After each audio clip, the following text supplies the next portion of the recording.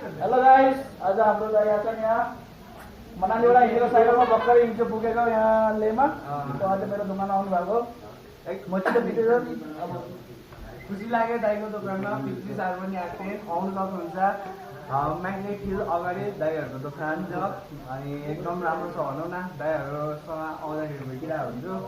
अनि कस्तो छ त दाइ हलचल? हलचल ठिक छ, मलाई खुसी लाग्यो आज।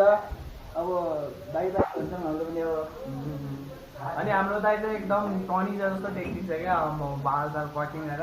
खै दाइले म मजाले देखाइदिउँ। दाइको देख्न सक्नुहुन्छ टनी छ गर्दैन दाइ। यहाँ बिचरा साइकलबाट यति टाढाबाट अब हामी त हिँड्न सकिन्न यति।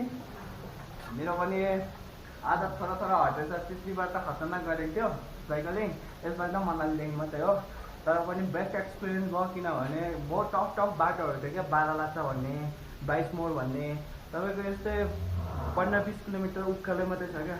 त्यो पनि गोल गोल गोल गोल सोच्नु सक्नुहुन्छ 15-20 किलोमिटर उकालो, त्यो पनि साइकलमा एक्लै। कति गाह्रो भयो होला। यो पुरा छिल्लेको थियो क्या। तर अहिले चाहिँ राम्रो छ, पुग्यो।